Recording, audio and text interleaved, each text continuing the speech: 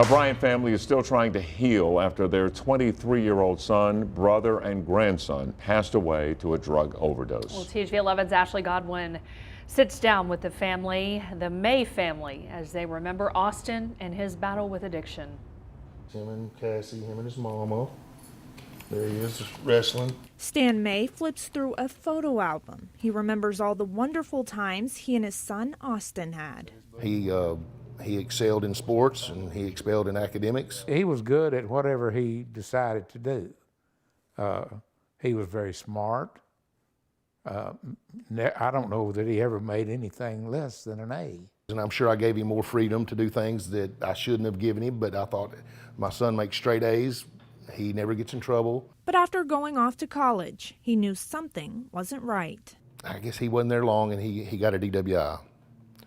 And anyway, you know, we had always preached to him about the importance of not drinking and driving. And he went a year or two, he got another DWI. But it was Christmas break.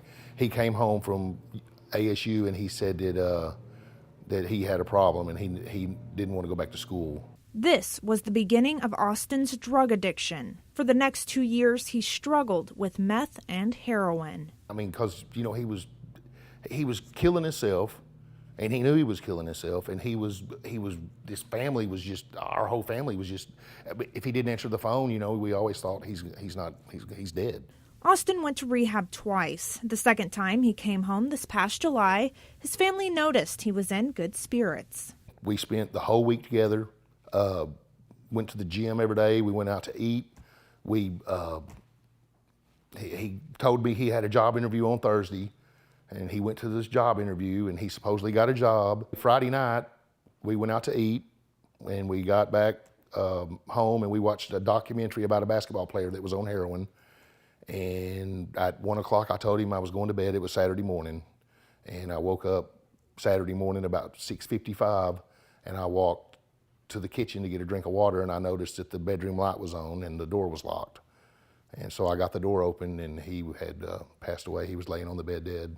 And I picked him up and turned him over, and I shook him, and I said, "What have you done? What have you done?" The morning Stan called me, and he said, "Mom, Mom, Mom." And I said, "What is it?" And he said, "Austin's dead." Well, I couldn't move. I couldn't get Papa up. Austin Blake May died at 23 years old. You ask why? Why did this happen to us? What? And the only thing you can do is just talk to God and ask Him to help you. The May family is hoping by sharing their story, they may be able to help another family going through addiction. Something I learned personally was that you can get angry at them all you want, but this is something that's much more worse than we can really even comprehend, especially because unless someone goes through that, you don't really realize what that person's going through and how bad the situation is, especially if they're trying their hardest to get free, but sometimes it's not possible. Austin's dad also adds, if you think your child might be involved with drugs, to educate yourself, because he says when he thought he was helping him, he and his family were really enabling Austin by giving him money when he said he needed it.